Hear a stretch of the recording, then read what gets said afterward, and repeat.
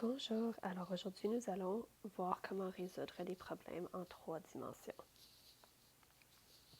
Alors, on peut résoudre des problèmes en 3 dimensions à l'aide des rapports trigonométriques, le théorème de Pythagore et la loi des sinus et la loi des cosinus. Donc, on commence toujours par dessiner un diagramme bien détaillé qui représente la situation. On va montrer tout notre travail et bien sûr, on va écrire une phrase de conclusion. Alors, pour mesurer les angles verticaux et horizontaux, un arpenteur utilise un théodolite. Pour déterminer la hauteur d'une falaise inaccessible, un arpenteur installe son théodolite au point E, avec le point E c'est ici, et détermine la mesure de l'angle DEF, qui est 56,7 degrés.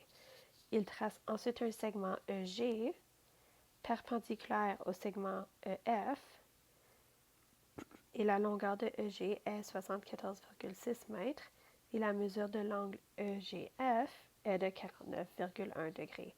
On veut déterminer la longueur du côté DF. Donc, nous voulons trouver ceci. Alors, notre première étape va être de venir trouver le segment EF. Donc, nous allons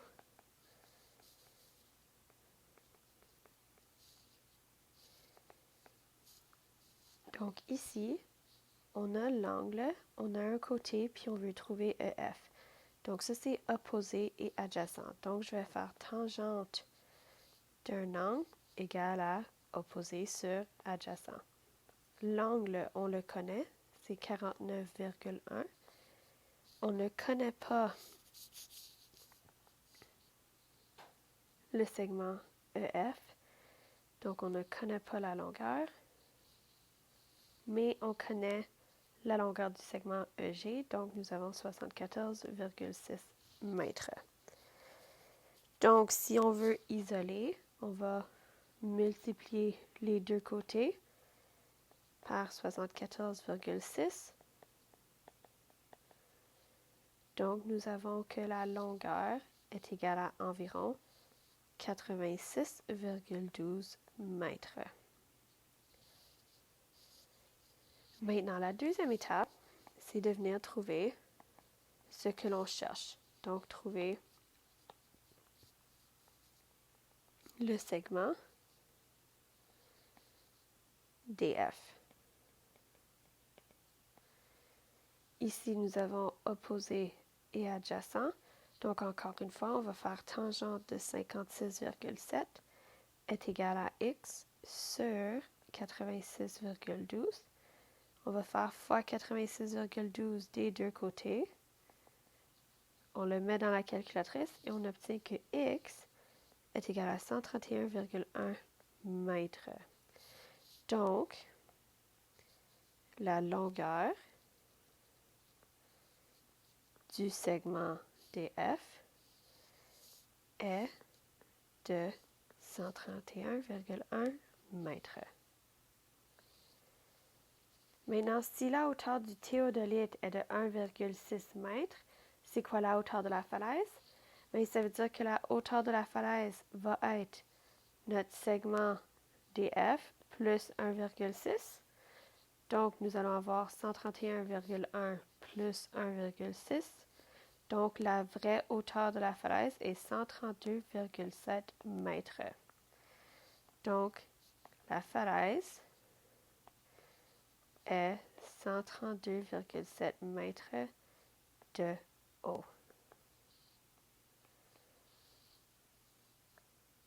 Pour cette prochaine question, on veut déterminer la hauteur de AB, mais c'est une falaise inaccessible.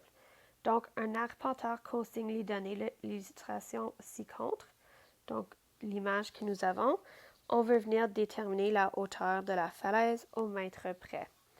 On voit que ce triangle n'est pas un triangle rectangle. Donc, ça veut dire qu'on va utiliser loi du sinus ou loi du cosinus dépendant.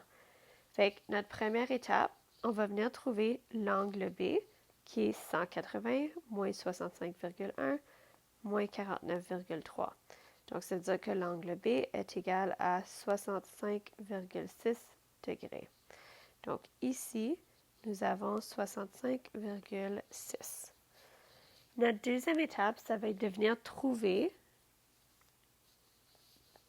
notre segment CB, parce que nous l'avons besoin pour ensuite trouver la hauteur dans le triangle rectangle. Alors, pour trouver, on va utiliser la loi du sinus. Donc, on va faire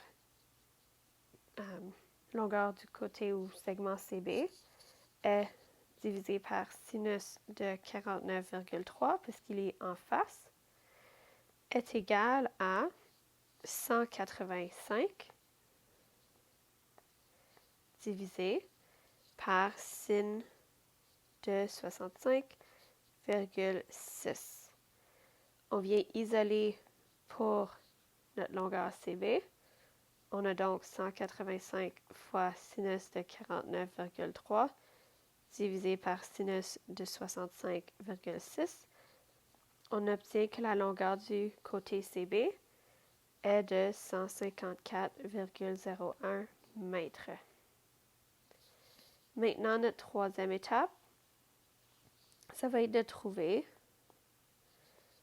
le segment AB. Donc, on voit opposé adjacent, donc on a encore tangente de 30,5 degrés est égal à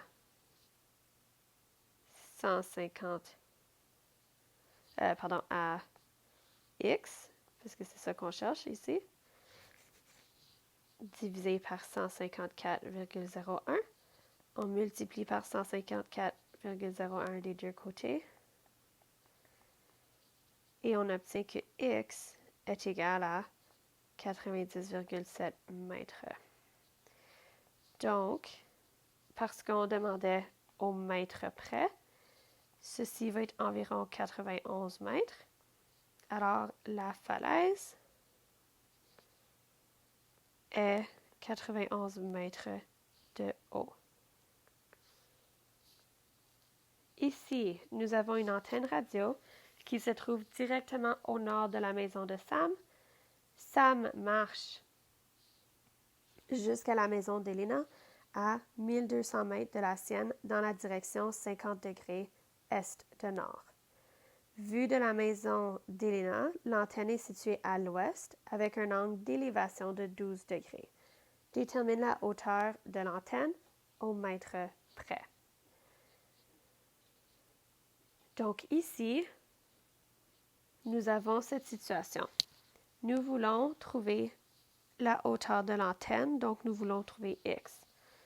Nous devons premièrement trouver ce côté-ci, on va le nommer y, pour ensuite trouver x. Donc, nous allons venir faire, alors on a opposé et hypoténuse. Alors, on va faire sinus de 50 est égal à y sur 1200. On isole y. On a que y est égal à 1200, sin de 50. Donc, on a 919 mètres. Ensuite, on va venir trouver la hauteur de l'antenne. Donc, on va venir trouver x. Donc, on voit ici, on a opposé sur hypoténuse, sur adjacent, pardon. Alors, opposé sur adjacent, donc c'est tangente encore une fois, donc tangente de 12 degrés est égal à x sur y. On sait que y est 919. On multiplie les deux côtés par 919. Donc, x est égal à 195 mètres.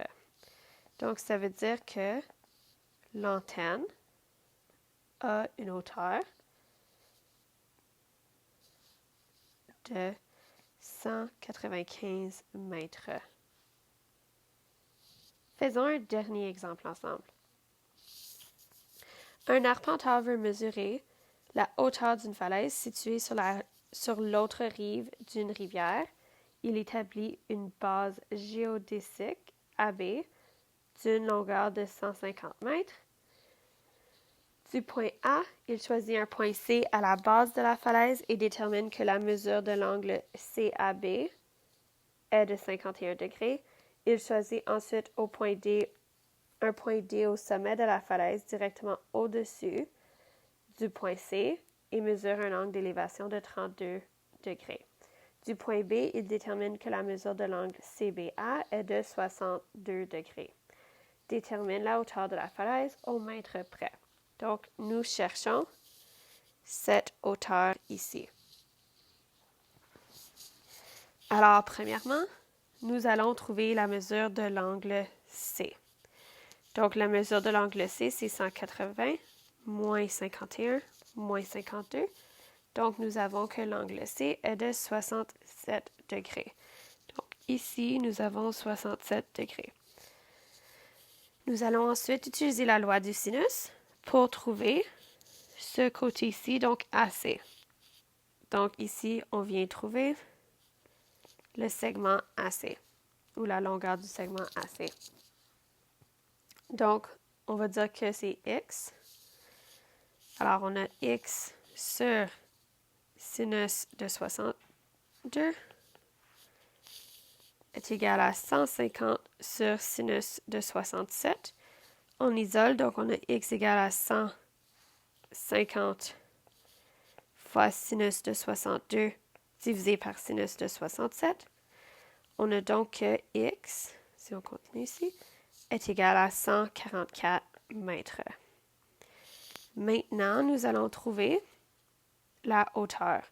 Donc, nous avons opposé et adjacent. Donc, nous avons tangente de 32 degrés est égale à la hauteur sur 144. On multiplie par 144 des deux côtés. On a donc que la hauteur est égale à 90 mètres. Donc, la falaise a une hauteur d'environ 90 mètres.